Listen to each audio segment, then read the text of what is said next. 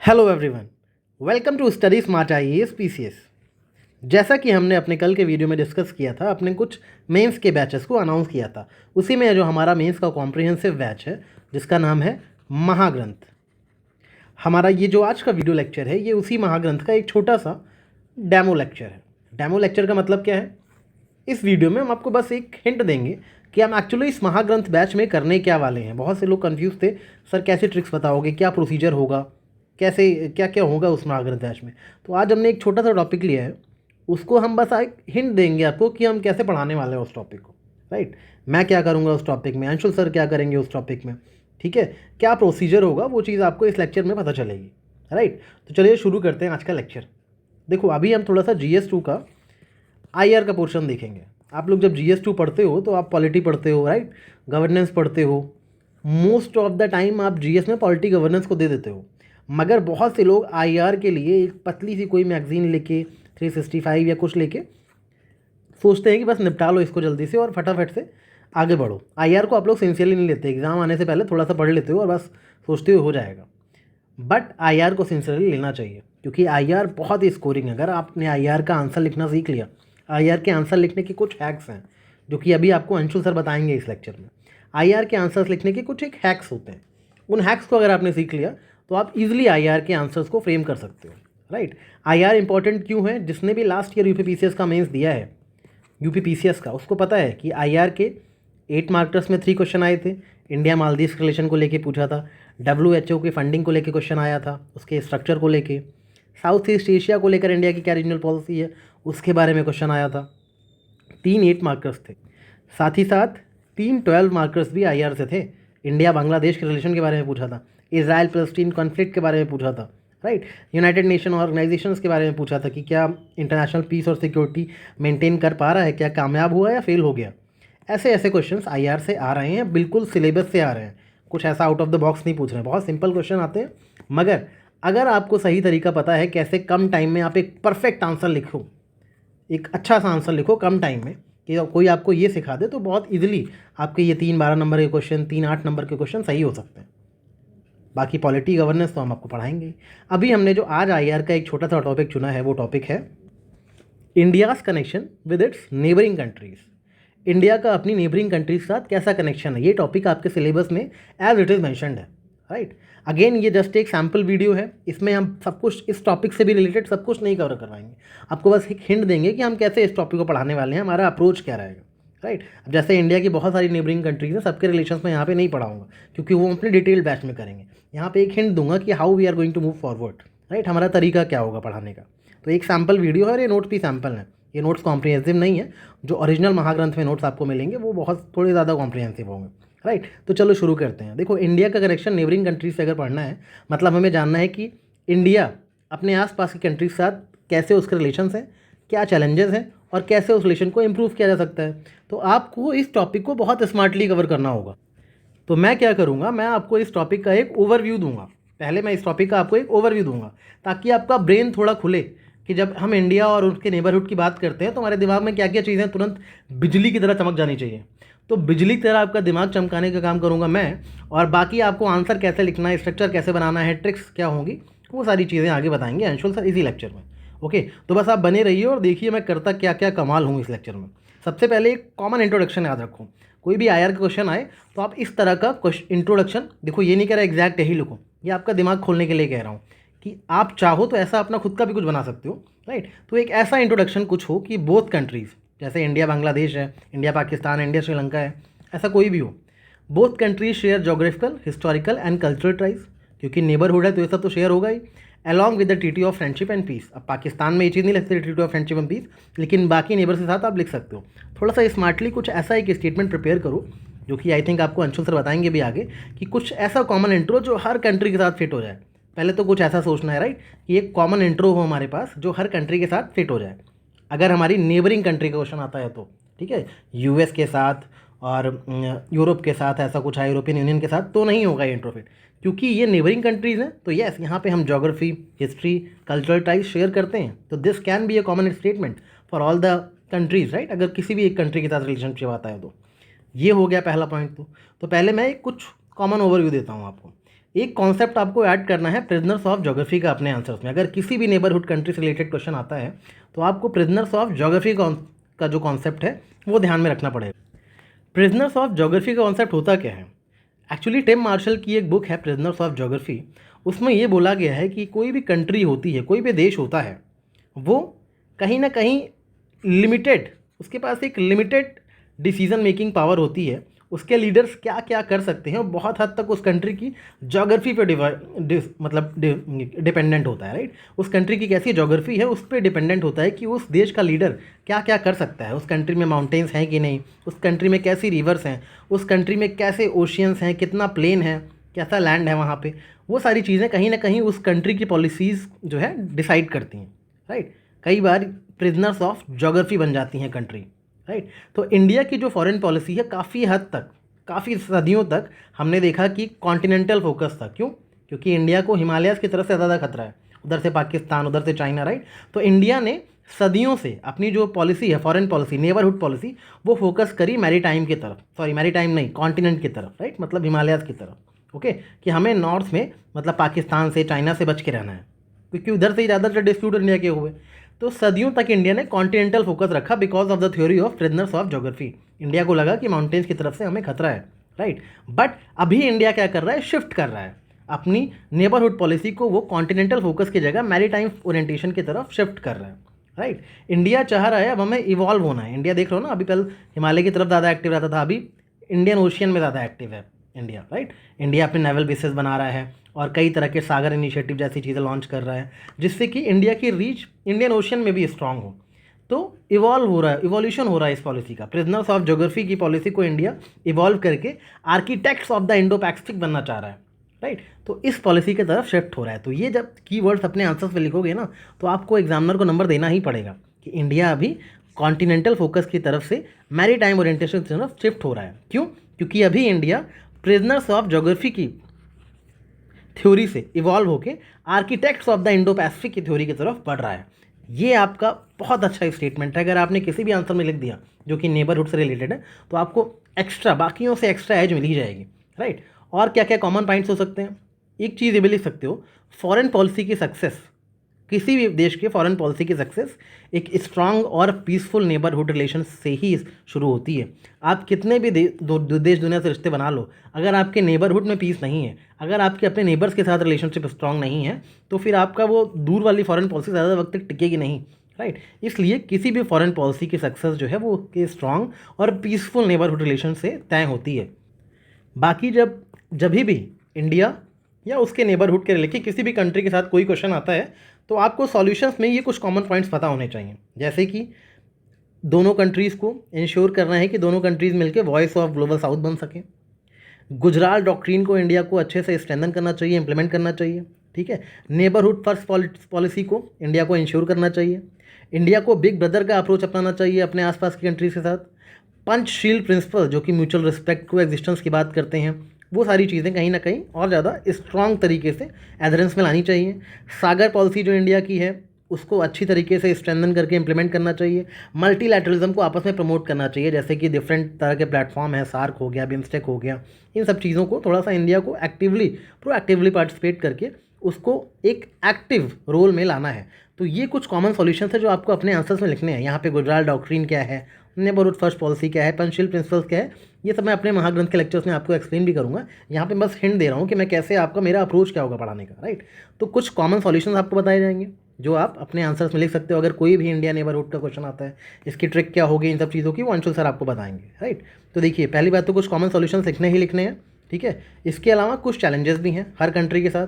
हर country के साथ क्या चैलेंजेस हैं, पहले अपना दिमाग खोलो कि इंडिया में नेबरहुड में कौन कौन सी कंट्रीज़ हैं और उनमें जो मेजर चैलेंजेस हैं वो पहले अपने दिमाग में बसा लो, ठीक है। इसके बाद डिटेल में भी बात करूँगा, लेकिन पहले मेजर चैलेंजेस को सुन लो ताकि आपका थोड़ा सा दिमाग खुले, ठीक है, थोड़ा सा ब्रेन जो है उसका हॉरिजन ब्रॉड हो, राइट। इसलिए देख लो मेजर चैलेंजेस जो हैं, जो पाकिस्तान है उसके साथ क्या इशू है, मेन कश्मीर का इशू है और आतंकवाद का इशू है।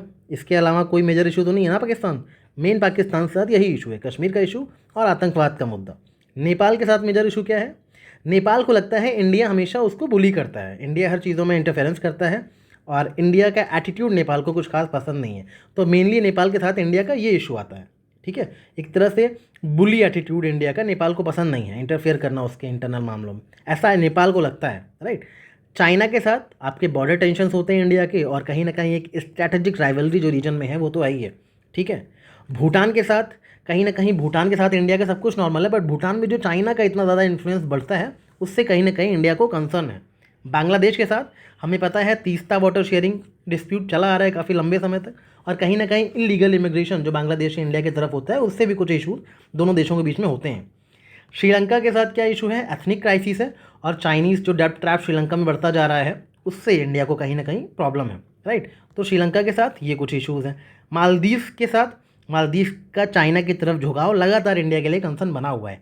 तो ये इन देशों के साथ जो हमारे पड़ोसी देश हैं उनके साथ ये मेजर कंसर्न है जो आपको हमेशा दिमाग में होने ही चाहिए। कोई आपसे बात करे ना इन देशों के बारे में, सबसे पहले आपके मन में ये 2-3 मुद्दे आने चाहिए हर देश के बारे में, ठीक है, ताकि आप किसी से एटलीस्ट बात करने के लायक हो जाओ। आपको पहले बात करने के लायक बनना है, उसके बाद ही आप आंसर लिखने के लायक बन पाओगे, राइट। तो ये बात मेरे थोड़ा ध्यान रखना कि ये मैंने क्यों बताया, ताकि आप एटलीस्ट इन मुद्दों पे बात करने लायक बन जाओ, ठीक है। पहले आपको प्रॉब्लम्स पता होंगी तभी आप सॉल्यूशन बता पाओगे ना। तो हर देश का मोटा मोटा जो प्रॉब्लम है वो आपको एक बार दिमाग में बिठानी है, राइट।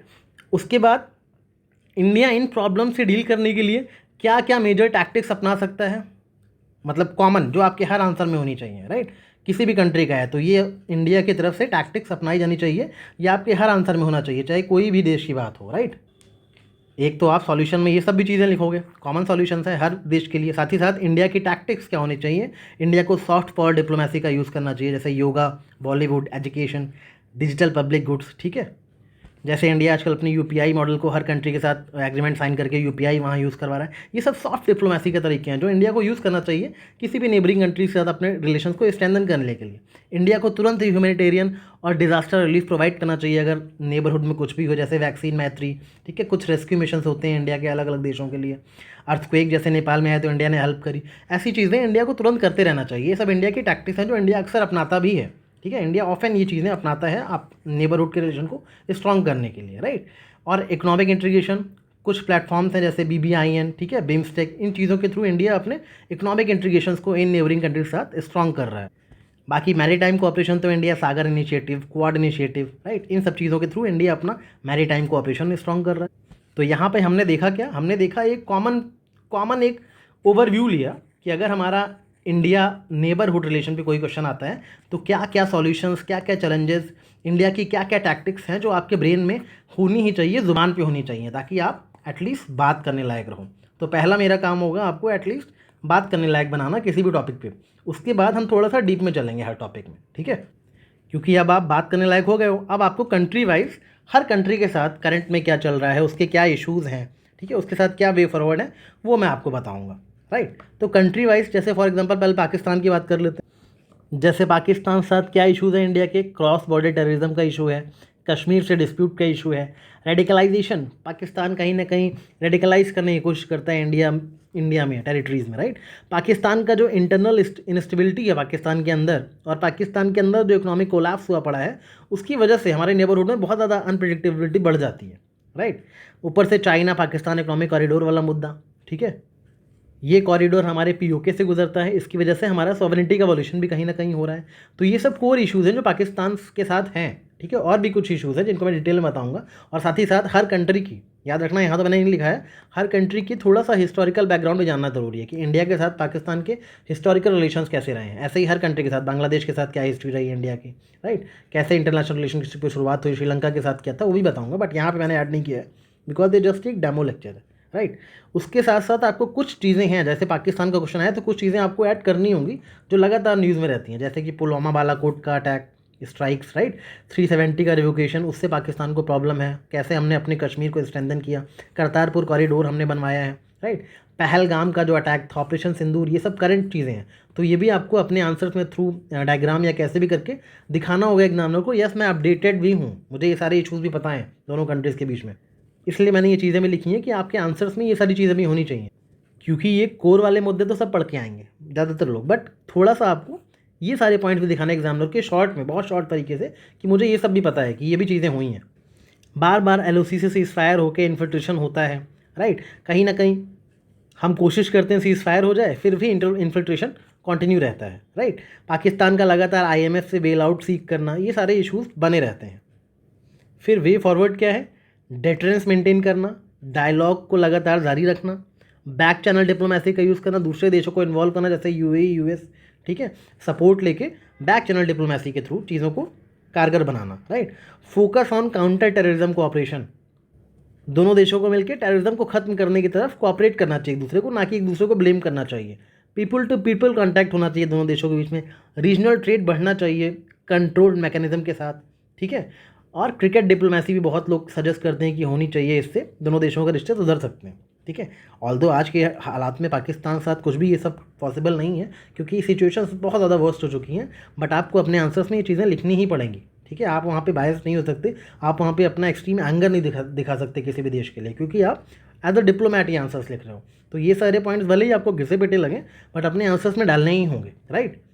तो ये तो मैंने जस्ट आपको इंडिया पाकिस्तान रिलेशन का एक बहुत ही छोटा सा ओवरव्यू दिया है। हम एक एक चीज़ को थोड़ा डिटेल में पढ़ेंगे महाग्रंथ में। फिलहाल ऐसे ही बता रहा हूँ कि मैं आपको ऐसे ही नेपाल के बारे में पढ़ाऊँगा, ठीक है।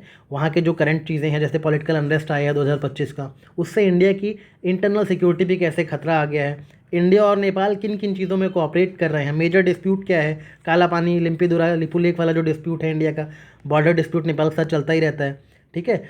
नेपाल का परसेप्शन है कि इंडिया जो है इंटरफेयर करता है नेपाल के इंटरनल पॉलिटिक्स में, ठीक है। बाकी इंडिया और नेपाल आपस में बहुत सारी जगह कोऑपरेट भी करते हैं, ट्रेड के मामले में, एनर्जी के मामले में, हाइड्रो पावर के मामले में, जैसे कि अरुण 3 हाइड्रो पावर प्रोजेक्ट है, राइट। और कहीं ना कहीं वे फॉरवर्ड क्या है? दोनों कंट्रीज़ के बीच में क्रॉस बॉर्डर कनेक्टिविटी को बढ़ाना, जिसकी तहत बहुत सारे ऐसे क्रॉस बॉर्डर कनेक्टिविटी वाले इनिशिएटिव्स लिए भी जा रहे हैं। जैसे आप एग्जांपल दोगे, जयनगर बिजलपुरा बर्दीदास, ठीक है, जोगबानी विराटनगर का कनेक्शन, ये सब क्रॉस बॉर्डर कनेक्टिविटी प्रोजेक्ट्स हैं जो इंडिया नेपाल के बीच में चल रहे हैं, राइट। इसको हम और डिटेल में पढ़ेंगे अपने बैच में, फिलहाल एक अप्रोच बता रहा हूँ मैं। सेम चीज़ चाइना के साथ पढ़ेंगे, कुछ चीज़ें यूनिक पढ़ेंगे, जैसे कि हमारे चाइना के साथ 75 ईयर्स का डिप्लोमेटिक रिलेशन इस बार सेलिब्रेट किया गया, राइट। तो वहाँ के प्रेसिडेंट ने क्या बोला? इंडिया चाइना के रिलेशनशिप को ड्रैगन एलिफेंट टैंगो रिलेशन, उन्होंने अपने आप को ड्रैगन कहा चाइना को, इंडिया को एलिफेंट कहा, ठीक है। और टैंगो का मतलब होता है डांस, तो इंडिया चाइना के रिलेशनशिप को ड्रैगन एलिफेंट टैंगो रिलेशंस बोला वहाँ के प्रेसिडेंट ने, चाइना के प्रेसिडेंट ने, क्योंकि इंडिया और चाइना के 75 ईयर्स हो गए हैं डिप्लोमेटिक रिलेशंस को इस्टेब्लिश हुए, तो उसका सेलिब्रेशन चल रहा था, राइट। तो ये सारी कुछ यूनिक चीज़ें अपने आंसर्स में आपको डालना बताऊंगा मैं, ठीक है। साथ ही साथ रिसेंट ईयर्स में क्या इश्यूज़ हुए हैं, Doklam dispute, Galwan dispute, Yangtze disputes, ये सारे डिस्प्यूट्स का जिक्र आपको अपने आंसर में करना ही पड़ेगा। कैसे चाइना की जो स्ट्रिंग ऑफ पर्ल्स वाली स्ट्रैटेजी है, उसको इंडिया अपने नेकलेस ऑफ डायमंड्स वाली स्ट्रैटेजी से काउंटर कर रहा है। अभी स्ट्रिंग ऑफ पर्ल्स स्ट्रैटेजी क्या है, नेकलेस ऑफ डायमंड्स स्ट्रैटेजी क्या है, ये सब मैं डिटेल में आपको अपने बैच में बताऊंगा, ठीक है। ये याद रखना कि ऐसे यूनिक वर्ड्स की फ्रेजेस को आपको अपने आंसर में डाल के ही अच्छे मार्क्स मिलेंगे। ऐसे ही इंडिया चाइना रिलेशनशिप में कुछ लोग बोलते हैं Tier 3 डिप्लोमेसी का इस्तेमाल करना चाहिए, जिसका सिंपल सा मतलब होता है पीपल टू पीपल कनेक्शन बढ़ाना, राइट। ऐसे कुछ यूनिक पॉइंट्स भी आपको बताऊंगा हर कंट्री से रिलेटेड, ठीक है। Similarly we will go with Bangladesh, हमारे क्या क्या कनेक्टिविटी प्रोजेक्ट्स चल रहे हैं, क्या क्या चैलेंजेस हैं, तीस्ता रिवर के साथ साथ फरक्का बैरेज का डिस्प्यूट, ठीक है, इलीगल इमिग्रेशन के डिस्प्यूट, NRC रिलेटेड टेंशंस क्या क्या चल रही हैं दोनों देशों में, साथ ही साथ कैसे हमने ऑपरेशन इंसानियत चलाया था रोहिंग्या क्राइसिस से डील करने के लिए। ये सारे पॉइंट्स आपको इंडिया बांग्लादेश के रिलेशन के साथ उनकी हिस्टोरिकल रिलेशंस कैसे थे, वो सारी चीज़ें बताई जाएंगी बैच में। Similarly we will cover Bhutan, Sri Lanka and then Maldives, okay. जब सारे देश हम कवर कर लेंगे तो फिर जैसे मैंने आपको एक कॉमन सॉल्यूशन बताया था क्या क्या इंडिया करना चाहिए, Gujral doctrine, India neighbourhood first, right, Panchsheel principles, common solution बताए थे, वैसे ही कुछ पूरे रीजन के लिए कुछ कॉमन चैलेंजेस भी हैं जो आप लिख सकते हो। कुछ समझ नहीं आए तो आप कहीं ना कहीं ये चीज़ें लिख सकते हो, राइट, कि कैसे पूरे रीजन में ही इंडिया के नेबरहुड में चाइना का इन्फ्लुएंस बढ़ रहा है, डेप्थ डिप्लोमेसी चाइना की बढ़ती चली जा रही है पूरे रीजन में, ठीक है। चाइना लोगों को कर्ज में डुबोता है और फिर उन जगह पे अपनी अथॉरिटी शो करने लगता है, डेप्थ डिप्लोमेसी बोलते हैं इसको। दूसरा, कैसे पूरे रीजन में पॉलिटिकल इंस्टेबिलिटी बढ़ रही है, ठीक है, क्लाइमेट चेंज की वजह से ट्रांस बाउंड्री रिवर्स डिस्प्यूट्स हो रहे हैं, डिजास्टर बहुत ज़्यादा तेज़ी से फ्रिक्वेंटली आने लग गए हैं, कैसे सार्क जैसे जो ऑर्गेनाइजेशन है वो स्टैग्नेट हो चुके हैं, पूरी तरह से उनका अस्तित्व मिट रहा है, कोई एक्टिव पार्टिसिपेशन नहीं है उसमें, राइट। और कहीं ना कहीं रीजनल यूनिटी जो है एब्सेंट दिख रही है पूरे रीजन में, इंडिया के नेबरहुड में। Terrorism, drug trafficking, illegal migration, ये सारी चीज़ें बढ़ रही हैं। तो अगर आपको चैलेंजेस किसी एक कंट्री स्पेसिफिक याद नहीं भी आता है तो आप कुछ कॉमन चैलेंजेस ऐसे लिख सकते हो जो जो आपके आंसर्स को एटलीस्ट ब्लैंक नहीं होने देंगे, ठीक है। तो मैं किसी भी तरह से ऐसा आपको इतना स्ट्रॉन्ग तो बना दूंगा कि आप आंसर में कॉपी ब्लैंक छोड़ के नहीं आओगे। इतने पॉइंट्स मैं जनरेट कराना सिखा दूंगा ना कि आप हर तरह के सोचना सीख जाओगे, राइट। तो ये तो आपका फर्स्ट लेक्चर है, आपको लग रहा है बहुत ज़्यादा हो रहा है, बट जब इस तरह से पढ़ोगे ना तो आपको काफ़ी ज़्यादा ईजी तरीके से पॉइंट जनरेट होना शुरू होगा। फिलहाल मैं अपने ओवरव्यू के कॉन्सेप्ट में इतना ही रखता हूँ। आगे आपको अंशुल सर एक ब्लूप्रिंट देंगे। अभी ये जितना मैंने आपको पढ़ाया है सारी कंट्रीज़, इंडिया के नेबरहुड रिलेशंस, एक ब्लूप्रिंट देंगे कि कैसे कुछ कॉमन पॉइंटर्स को याद रख के ही कैसे आप शॉर्ट में इस पूरे टॉपिक को ना सिर्फ कवर कर सकते हो, बल्कि आप कैसे एक अच्छा आंसर लिख सकते हो चाहे कोई भी टॉपिक आ जाए। तो आगे मैं इस लेक्चर को अंशुल सर को सौंपता हूँ, वो आपको बताएंगे क्या क्या करना है आपको इस टॉपिक में, India and it's neighbourhood, right. देखो फिर आगे क्या कैसे कैसे नई नई चीज़ें सिखाते हैं आपको, एक बार देखो आपको मज़ा आएगा, right. So let's begin with Anshul sir. Hi everyone, I hope you all are doing good.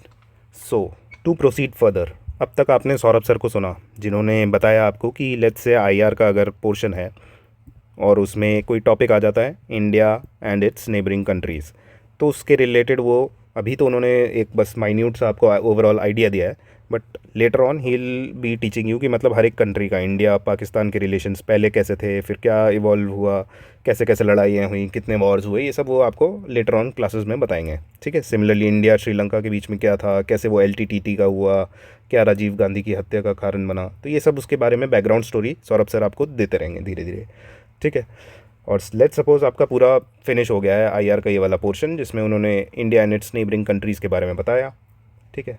Then I will take over the charge and will come on to the reality of the situation. Reality क्या है कि ये जो इतना आपने ज्ञान इकट्ठा किया, लेट्स सपोज सौरभ सर से इकट्ठा किया या किसी बुक के थ्रू जाना या कोई कोचिंग के थ्रू या किसी भी वे में आप सब कुछ जान गए, पर क्या ये आप इम्प्लीमेंट कर पा रहे हैं अपने आंसर्स में? बहुत से लोग होंगे जिनको नॉलेज होगी बट वो आंसर नहीं लिख पा रहे हैं। उसका रीज़न ये है कि कोई भी कोचिंग इंडस्ट्री ये नहीं सिखाती आपको कि आंसर एक्चुअल में लिखने कैसे होते हैं। सब बस बोलते हैं कि फर्स्ट डे से ही आंसर राइटिंग करो, और फर्स्ट डे से ही आंसर राइटिंग करने लग जाते हैं, तो फिर कैसे आंसर लिखते हैं? वैसे ही कि cow is my favourite animal, it has 4 legs and 2 horns, यही सब लिखने हुए।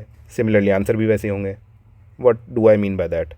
देखो, दो वे है आंसर लिखने के, एक ट्रेडिशनल मेथड जो अभी तक हम ज़्यादातर बच्चे फॉलो करते हैं, और एक जो महाग्रंथ में आपको सिखाया जाएगा कि इनोवेटिव मेथड।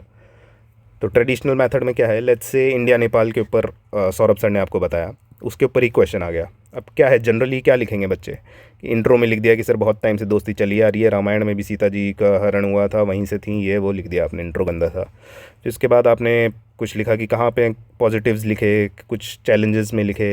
पॉजिटिव में वही लिखिए कि सर बहुत ज़रूरी है नेपाल, बहुत अच्छा है, बहुत टाइम से हिस्टोरिक टाइज हैं, ये वो ये वही जो जनरल पॉइंट्स जो सबके माइंड में है वही लिखेंगे। चैलेंजेस में लिख दिए कि सही है नेपाल में अब चाइना बहुत इंटरफेरेंस कर रहा है, कुछ हमारे बॉर्डर डिस्प्यूट्स हो रहे हैं, ठीक है। वही 5-6 पॉइंट इसमें भी लिख दिए।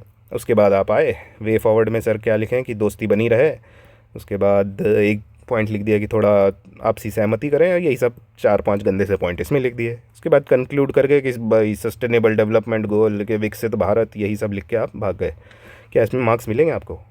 क्यों मिलने तो चाहिए सर, इतना अच्छा लिखा है। तो हर किसी को लगता है कि मैं मेंस में आंसर लिख के आया हूँ and I should get the marks, but क्यों नहीं मिलते? मिलने का रीज़न है कि हर कोई यही लिख के आया है, इसके अलावा आपने कुछ बेहतरीन काम नहीं किया है। जब तक आप ऐसे आंसर लिखोगे तो मैक्सिमम, अगर इसमें थोड़ा एग्जाम्पल से ज़्यादा दे दिए या कुछ अच्छा कर दिया, तो भी आपको एटलीस्ट नायब तहसीलदार से ऊपर की पोजीशन ऐसे आंसर पे नहीं मिलने वाली। तो अगर आप चाहते हैं कि आपके आंसर ऐसे हों एसडीएम लेवल के, तो you have to stick to the blueprint. अब क्या है ब्लूप्रिंट, मैं एक बार बता देता हूँ, ठीक है। लेट्स सपोज यही इंडो नेपाल वाला ही क्वेश्चन है।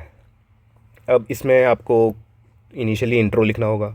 इंट्रो के 3 लेवल के इंट्रोज़ बताऊंगा मैं, ठीक है। क्या है जो आईआर से रिलेटेड 3 इंट्रोज़। पहला, ऐसी कंट्रीज़ जो आपकी दोस्त होंगी। लेट्स से हमारी दोस्त कौन है, रशिया हो गया, भूटान हो गया, ठीक है, मालदीव्स हो गए, ये हमारे फ्रेंड्स हैं, लॉन्ग टेस्टेड फ्रेंड्स। इनके रिलेटेड एक सिंपल सा एक इंट्रो ऐसी कंट्रीज़ के लिए याद रखेंगे हम, ठीक है। उसके बाद एक है हमारी दुश्मन कंट्रीज़ भी हैं, जैसे पाकिस्तान हो गया, चाइना हो गया, ठीक है, और टर्की हो गया। तो ऐसे में दुश्मन हम प्रोजेक्ट लिखेंगे नहीं डायरेक्ट कि भैया ये दुश्मन कंट्रीज़ हैं, ये हम याद करने के लिए बता रहा हूँ मैं। और तीसरी ऐसी कंट्री जो जिनके साथ कभी अच्छा रिलेशन है कभी बुरा है, जैसे यूएसए वगैरह हो गए, या कुछ ऑर्गेनाइजेशंस हो गई जैसे आसियान के साथ हो गया, उसमें ये थोड़ी लिख सकते हैं हम जो दोस्त के लिए लिखा, ठीक है। तो इन सब के लिए अलग अलग इंट्रोज बताऊँगा कैसे। लेट्स से एक एग्जाम्पल दे, आर शेयर्ड वैल्यूज़ गंदी सी राइटिंग में लिख रहा हूँ, बस देखते रहना तेज करके। Are shared values, economic synergies and geopolitical interest make India, और जो भी कंट्री है, लेट्स से यूएसए है या कोई भी है, India USA partnership, India USA के बीच जो पार्टनरशिप है उसको क्या बनाती है? A force for global good. Sir ये कैसे याद रहेगा, बताते हैं ना। उसके बाद क्या करना है, यहाँ पे डैश लगा के लिख दिया किसी जानी मानी हस्ती का नाम, फॉर एग्जांपल एस जयशंकर, ठीक है, हेनरी किसिंगर, ठीक है। अब क्यों लिख दिया ये देखो, या और भी चीज़ें आएंगी। लेट्स से इंडिया यूएसए के बीच में हमने ये लिख दिया हेनरी किसिंगर। अब क्या एग्जामिनर को पता है ये, क्या जयशंकर को पता है? नहीं। क्यों नहीं पता उनको? कि यार ये लोग ऐसे लोग हैं, ये यार हमारे फॉरेन मिनिस्टर हैं एक तरीके से, ठीक है, ठीक है, ये फॉरेन मिनिस्टर हैं। ये कौन है? ये पॉलिटिकल एनालिस्ट हैं। अब इन्होंने इतनी जगह इंटरव्यू दिए होंगे जीवन में कि कहीं ना कुछ ऐसी बात बोली होगी। तो ना तो ये यूपीपीसीएस के बस की बात है कि ये पता लगा पाएँ कि ये किसने लिखा है, ठीक है, क्या मोदी जी ने लिखा है। कि ये लोग ऐसे हैं कि जिनके इतने सारे व्यूज़ हैं कि उनके असली व्यू को पता लगाना मुश्किल है, ठीक है। तो आपने अगर कहीं अपना इंट्रो में ये लिखा है कि are shared values, economic synergies and geopolitical interest की वजह से इंडिया यूएसए की partnership force for global good है, और यही सेम आपने किस में लिख दिया? चाइना में लिख दिया, और सेम इंसान का नाम लिख दिया, ठीक है। तो ये सब उसमें भी वैलिड होगा। तो एक बहुत भयंकर सा ऐसा याद रखो कि एग्जामिनर देखते ही लिखे कि भैया कोई खुद ही एक पॉलिटिकल एनालिस्ट बैठा है एग्ज़ाम देने के लिए, ठीक है। इसके अलावा भी इंट्रोज हैं कि जैसे आर पासपोर्ट में भी डिफरेंट बट आर वैल्यूज़ और ये सब आर सेम, तो ये सब लिख सकते हैं। तो 4-5 मैं ऐसे इंट्रो बताऊंगा आपको जो आप कहीं पे भी इस्तेमाल कर सकते हैं। इनफैक्ट 3 ही बताऊंगा आईआर के लिए, ठीक है, जो जैसे मैंने बताया। तो ये आपका इंट्रो वाला पोर्शन हो गया कवर। और उसमें कोई एक इंट्रो आपने लिखा कि जनरल सा कि इंडो नेपाल के रिलेशन तब से चले आ रहे हैं बहुत टाइम से, और एक आपने लिखा कि हेनरी किसिंगर नीचे लिखा हुआ है, एस जयशंकर लिखा है, या कोई और पॉलिटिकल एनालिस्ट जो मैं आपको नाम बताऊंगा उनके नाम लिखे हैं। तो किसका इम्पैक्ट ज़्यादा पड़ेगा? ऑब्वियसली ये वाला, ठीक है। Coming to the next point, कि अब इससे रिलेटेड कुछ पॉइंट जनरेट करने पड़ेंगे कि इम्पैक्ट क्या है, चैलेंजेस क्या हैं, वे फॉरवर्ड क्या है, ठीक है। तो पहले आते हैं कि इन दोनों की सिनर्जी, यानी कि पॉजिटिव चीज़ों के रिलेटेड, और उसी से ही चैलेंजेस भी आप बना पाएंगे। क्या है वो? कि देखो, जो दो कंट्री हैं, लेट्स सपोज इंडिया है यहाँ पे आपका चाइना है, दोनों के बीच में क्या है? एक म्यूचुअल सस्पिशन है ना। इंडिया सोचता है कि भाई ये तो हमें बस कॉन्कर करना चाहते हैं, और चाइना सोचता है कि भाई इंडिया एक बड़ी ताकत यूएसए के साथ मिलकर हमको हराना चाहता है। और ऐसा ही नहीं, सिर्फ चाइना ही नहीं, अब सोचो इंडिया और रशिया है, दोनों बहुत बड़े दोस्त हैं बहुत टाइम से, बट फिर भी एक म्यूचुअल सस्पिशन है दोनों के बीच में। इंडिया ने सोचा कि यार कहीं ये रशिया पाकिस्तान को S-400 ना भेज दे, ठीक है। रशिया सोचता है कहीं इंडिया यूएसए के साथ मिलकर ऐसी पार्टनरशिप ना कर ले कि हमारी बेइज्जती हो जाए, हमसे दुश्मन बन जाए। तो सबके अंदर एक म्यूचुअल सस्पिशन है। तो ये वर्ड याद रखो, सस्पेक्ट, ठीक है। ये कहानी बस मैंने इसलिए याद कराई है ताकि ये याद रहे आपको, सस्पेक्ट वर्ड। सर सस्पेक्ट क्या है? सस्पेक्ट क्या है? देखो, एस से है आपका स्ट्रैटेजिक अलायंस, ठीक है भैया। यू से क्या है आपका? यू से आपका अंडरलाइंग वैल्यूज़।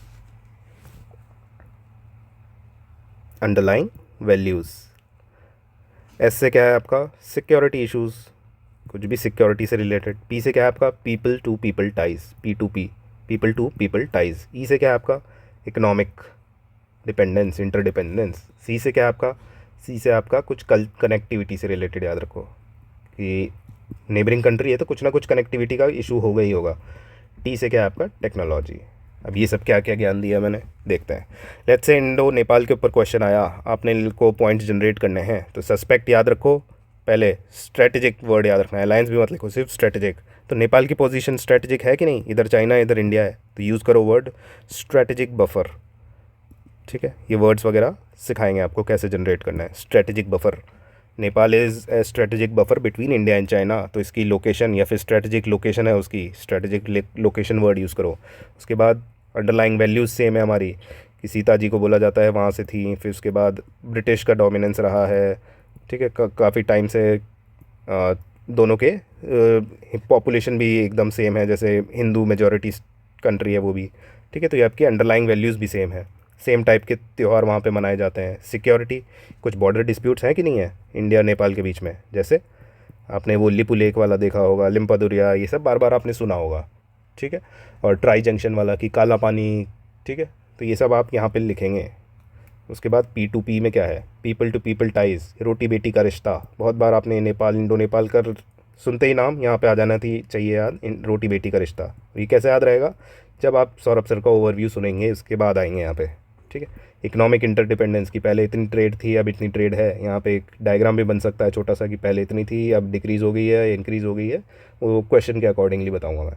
उसके बाद कनेक्टिविटी इशू कि कुछ प्रोजेक्ट्स होंगे, जैसे लेट्स सपोज़ एक पाइपलाइन पढ़ी थी आपने, मोतीहारी आमेल मोतीहारी अमलीच खंड पाइपलाइन जो थी, ठीक है। BBIN का एक प्रोजेक्ट है आपका। ये सब कनेक्टिविटी से ही इशू है। कनेक्टिविटी मतलब ये नहीं कि सिर्फ हाईवे बन रहा है, कनेक्टिविटी मतलब आपकी सी लेन्स ऑफ कम्युनिकेशन वगैरह होता है, बहुत पाइपलाइंस वगैरह होती हैं, डिफरेंट प्रोजेक्ट्स होते हैं, ठीक है। उसके बाद क्या है, टेक। टेक जहाँ पे भी वर्ड दिखे एक पॉइंट आपको हमेशा याद रखना है, वो हर एक में फिट होगा, ITEC। क्या है ये IT? Indian technological and economic corporation, कि एक इंडिया एक टाइप की ट्रेनिंग प्रोवाइड कराती है फॉरेन कंट्रीज़ के लोगों को, जिसमें वो अपनी टेक्नोलॉजी वगैरह पे ट्रेनिंग देती है। तो लिख दिया कि इतने सारे लोग, Nepalian population has been enrolled in ITEC, ठीक है। अब लेट्स सपोज सिर्फ आपको इतना ही पता है, ठीक है। अब आगे चले, चैलेंजेस पूछा, तो सर चैलेंजेस कैसे बताएंगे? चैलेंजेस ऐसे ही बताओगे कि यहाँ पे स्ट्रेटेजिक बफर जो था वो ब्रेक डाउन हो रहा है, strategic location has is been turning out into a strategic mistake, क्योंकि चाइना अपनी चेकबुक डिप्लोमेसी कर रहा है। Underlying values have now been eroded, कुछ मेजर प्रोटेस्ट्स होती हैं। सिक्योरिटी पे आया क्वेश्चन कि सिक्योरिटी में क्या हो रहा है, कुछ सिक्योरिटी ब्रीचेस हो रहे हैं, टेररिस्ट इन्फिल्ट्रेशन पाकिस्तान कर रहा है। People to people ties have been declining, कैसे कि नेपालियन पॉपुलेशन को इंडिया में पीटा जा रहा है या इंडियन पॉपुलेशन को वहाँ पीटा जा रहा है, कुछ भी लिख दिया। इकोनॉमिक, कि इंडिया का ट्रेड सरप्लस है और उसका ट्रेड थोड़ा कम है तो उनको गुस्सा आता है। कनेक्टिविटी, कि प्रोजेक्ट्स आपके डिरेल्ड हैं, हॉल्टेड हैं, बहुत टाइम लग रहा है उनको कवर होने में। टेक्नोलॉजी, कि इंडिया इतनी अच्छी ट्रेनिंग नहीं प्रोवाइड कर रहा कि कुछ उसका रिजल्ट हो और कुछ उनसे डेवलपमेंट इशू हो, लिख दिया। सेम सस्पेक्ट से लेके आपको चैलेंजेस भी लिख दिया आपने, और जो इंटीग्रेशन है दोनों चीज़ें लिख दिया, ठीक है। अब आया वे फॉरवर्ड। वे फॉरवर्ड पे आए हम, तो क्या करें सर, सबका जनरल वे फॉरवर्ड पता ही है आपको, क्या कि वही कि दोस्ती बढ़ाओ, ये करो वो करो। पर आपका आंसर जैसे मैंने बताया, from naib tehsildar to SDM कैसे डिफ्रेंशिएट करेगा। तो इनिशियली मैं आपको सिखाऊंगा कि बेसिक, कि वे फॉरवर्ड में आपका, जैसे हमने म्यूचुअल सस्पिशन देखा दोनों कंट्रीज़ में, हर एक कंट्रीज़ के बीच में, तो उसको सॉल्व करने का तरीका क्या है दो कंट्रीज़ में, मध्यम मार्ग। मतलब आप भी कुछ कदम चलिए, हम भी कुछ कदम चलेंगे, मध्यम मार्ग पे आइए और तब जाके सोल्यूशन निकलेगा। तो यही वर्ड याद रखो, मध्यम। मध्यम क्या है, पहला मल्टीलेटरल इंस्टीट्यूशंस का यूटिलाइजेशन, तो मल्टीलेटरलिज्म, ये वर्ड आपको पता होने चाहिए। अगर IR में ये मल्टीलेटरलिज्म नहीं लिखा और म्यूचुअल कोऑपरेशन लिख के आ गए सिंपल सा, तो थोड़ा डिफरेंस क्रिएट होता है। ए से क्या याद रखना है, ए से याद रखो ऑटोनॉमी ऑफ फॉरेन पॉलिसी, कि ऐसे रिजिड फॉरेन पॉलिसी नहीं होनी चाहिए, थोड़ी ऑटोनॉमी होनी चाहिए उसमें, कि एज़ पर द सिचुएशन हम उसको यूटिलाइज़ कर पाएँ। डी से क्या है आपका, डेवलपमेंट बेस्ड पार्टनरशिप। ऐसा नहीं कि मतलब आइडियोलॉजी बेस्ड पार्टनरशिप कर रहे हैं कि वहाँ की मुस्लिम पॉपुलेशन है तो हम उससे थोड़ा दूरी बनाए रखें। डेवलपमेंट बेस्ड पार्टनरशिप होनी चाहिए। उसका एक एग्जांपल हर एक पॉइंट में एक एग्जांपल बताया जाएगा आपको यूनिक सा, जो आप एग्ज़ाम में लिख के आओगे। एच से क्या है, ह्यूमैनिटेरियन एंगेजमेंट, या डेवलपमेंट एंगेजमेंट क्या है या ह्यूमैनिटेरियन क्या है, ये people to people ties increase करें, कैसे होंगे ये, वही अपना योगा, बॉलीवुड, सिनेमा, यही सब लिखना है। वाई से क्या है, ईयर लॉन्ग डायलॉग। ऐसा नहीं कि लड़ाई हो गई तभी बैठ के आएगी, जैसे डोकलाम इशू आया तो भागे चाइना से बात करने, नहीं, ईयर लॉन्ग डायलॉग होने चाहिए। ए से क्या है, ए से लिख दिया कि कुछ अलायंसेस होने चाहिए। फॉर एग्जांपल ऐसा लाइक माइंडेड कंट्रीज़ को ढूंढो जो जिनके साथ हमारा टाई अप हो। फॉर एग्जांपल जैसे इंडिया है, नेपाल है, वैसे भूटान को भी दोस्त बनाओ, बांग्लादेश को बनाओ। तो ये लाइक माइंडेड कंट्रीज़ जिनकी वैल्यूज़ सिस्टम सेम हो उनको यूटिलाइज़ करो। लास्ट एम क्या है, project for the multipolar world. Multipolar world मतलब कि सिर्फ USA और ये चाइना, इनकी डोमिनेंस नहीं रहेगी, USA और रशिया। मल्टीपोलर वर्ल्ड की हर एक एरिया में डिफरेंट पोल्स हों, कि मतलब एक में ही पावर कंसंट्रेटेड ना हो, ठीक है। तो ये आपका मध्यम मार्ग हो गया। आपके पॉइंट्स भी यूनिक से हुए, वरना हर कोई वही लिखेगा गंदे से। तो जब आप इतना लेवल ऑफ अंडरस्टैंडिंग आप कर पाएंगे कि सस्पेक्ट और मध्यम मार्ग, इस बेसिस पे मैं कोई सी भी कंट्री के साथ रिलेशनशिप आईआर का आंसर लिखने लायक हूँ, तब मैं आपको आगे का लेवल पे जाऊँगा। तब आपको उसमें कुछ इंपॉर्टेंट वर्ड्स सिखाए जाएंगे। तब जैसे ये जो मध्यम मार्ग है, इसका भी हायर वर्जन आएगा, एक लिंक्स। क्या है लिंक्स? लिंक्स में और भी बड़े भयंकर वर्ड, जिसमें आपको कतई एकदम देखते एग्जामिनर रो पड़ेगा कि भैया कौन आ गई है। एल से लिखा कि लेवरेज कॉम्प्लीमेंट्री टाइज, आई से लिखा इंस्टीट्यूशनल एंगेजमेंट, एन से लिखा नर्चर ट्रस्ट्स, के से नॉलेज पार्टनरशिप, एस से स्ट्रेटेजिक बिल्डिंग बैलेंसिंग। तो ये सब आगे का लेवल है जो आप लेटर ऑन ऑटोमेटिकली सीखेंगे भी, और आपको असाइनमेंट्स के थ्रू करवाऊंगा भी। ठीक है, तो ये आपका रहा। तो इससे सर क्या फ़ायदा हुआ ऐसा? तो अब दुनिया में कोई भी कंट्री उठाओ, मुझे बताओ, और उसके बिहाफ पे मैं आपको आंसर दूंगा। जितनी भी गंदी कंट्री का नाम हो, लेट्स से इंडिया और युगांडा के बीच में पूछ लिया, हम पढ़ के गए थे बांग्लादेश, इंडिया, ये सब, युगांडा पूछ लिया। अब सर इसके बारे में तो हमें कुछ पता ही नहीं है, नहीं पता, तो लिख दो भैया इंट्रो। पहले 3 इंट्रो में से एक इंट्रो इसमें एक ना एक चिपक जाएगा। वही कि हमारे पासपोर्ट डिफरेंट हैं, पर हमारी वो सेम है, अंदर की अंडरलाइंग वैल्यूज़ सेड बाय कौन लिख दिया, एक हमारे किसी फॉरेन सेक्रेटरी का नाम, let's say Harsh we Shringla. अब ये नाम लिख दिया, कोई बता पाएगा कि इन्होंने ये बात बोली है कि नहीं? कोई नहीं बता पाएगा भाई, अगर ये पता है तो आपको। ठीक है, कुछ एक दो ऐसे हैं जनरल जो किसी में भी यूज़ कर सकते हैं। For example, our histories are interlinked and our futures will be intertwined to be exact क्या है कि our histories are intertwined and futures are connected by Indira Gandhi. अब ये लिख दियो, किसी के में भी चलेगा इंट्रो। ठीक है, सेकंड क्या होता है? पहला इंट्रो आपको पता है भैया, हमको एकदम भयंकर वाला इंट्रो पता है, किसी में भी चिपका सकते हैं। सेकंड आपका आएगा डायग्राम। अगर युगांडा पता है कहाँ पे है, तो मैं आपको सिखाऊंगा कैसे मैप बनाना है 2 सेकंड के अंदर। ये इंडिया है, ये पाक है, ये आपका क्या है, अफ्रीका, यहाँ पे कहीं युगांडा है, ये इंडिया है, ऐसा कुछ करके यूँ बना दिया कि यहाँ पे ये है, दोनों की लिंक करके बता दिया, यहाँ पे युगांडा लिख दिया, मैप के एक पॉइंट मिल गया और एक्स्ट्रा। नेक्स्ट चले, ठीक है, उन्होंने पूछा कि कैसे उनके रिलेशन है, क्या लिखोगे? वही सस्पेक्ट लिख पाओगे। सस्पेक्ट में क्या है? स्ट्रैटेजिक, कैसे कि आजकल अफ्रीका में चाइना इन्वेस्ट कर रहा है तो उसको काउंटर करने के लिए। अंडरलाइंग वैल्यूज़, कैसे कि ये भी आपके क्या रूल्ड थे, किसी ना किसी से होंगे ही, ब्रिटिश नहीं, स्पेन नहीं, कुछ तो पता ही होगा। इन कॉलोनियलिज्म लिख दिया। ठीक है, नाम लिख दिया कुछ, नॉन अलाइनमेंट मूवमेंट से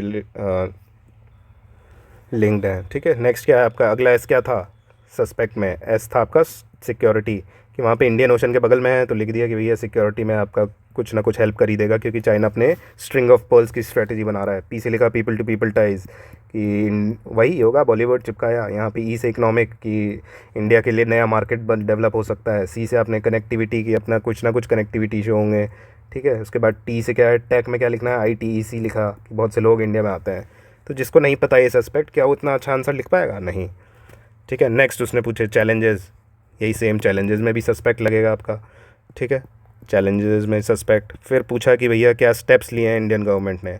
स्टेप्स में इसमें से जो भी पॉइंट हैं आपके, ठीक है, वही यूटिलाइज़ करने हैं और थोड़ा सा दिमाग लगाना है। वो भी आगे बताऊंगा कैसे, कि UPI वगैरह है। ठीक है, कैसे आपका रुपए कार्ड है अलग अलग कंट्रीज़ में। ठीक है, कैसे आपका डिजिटल इंडिया को एक्सपेंड करने का चल रहा है। ठीक है, सिमिलर इसरो वगैरह का कुछ रोल हो जाएगा, कि इसरो उनकी हेल्प कर रहा है इस वे में। ठीक है, कुछ जनरल से पॉइंट्स जो मैं आपको क्लासेस में इसका भी कुछ आइडिया दूंगा कि किस वे में लिखना है। ठीक है, नेक्स्ट आपने क्या लिखा कि वे फॉरवर्ड। वे फॉरवर्ड में क्या आएगा? मध्यम मार्ग, या फिर अगर आपको अच्छा चाहिए तो लिंक्स। ठीक है, तो मध्यम भी पता है, हर एक में लग पाएगा कि नहीं, कुछ ना कुछ लगा लोगे। ठीक है, फिर लास्ट में आपका कुछ कंक्लूजन होगा। कंक्लूजन ऐसा कि भैया देखते रह जाएं, वो सब ना हो कि भैया India Bangladesh relation, sorry, India Uganda relationship is important for India as a, ये सब नहीं चलेगा, 1 मार्क्स भी नहीं मिलेगा इसका। बट कोई एक ऐसा कंक्लूजन हम रेडी रखेंगे जो हर एक में चिपका पाएँ। Let's my favourite, which is India should move beyond non-alignment and embrace सृजनात्मक अपरिग्रह। क्या है ये? कहीं सुना है किसी ने? जैनिज्म वगैरह से कहीं रिलेटेड है? To be the driving force of Indian foreign policy to achieve the just and multipolar world. इसमें बहुत से चेंजेस, किसी भी और वो क्वेश्चन पे ही लगेगा, इवन ऑर्गेनाइजेशंस वाले पे भी लगेगा। तो ऐसे 4-5 याद रख लो जो हर एक पे लग जाएं और वही आपको लगाने हैं, भले ही कोई भी क्वेश्चन आए यही सब चलेगा, ठीक है। So this is your blueprint, your ready reckoner table to achieve the position of SDM. See you in the next one. Bye.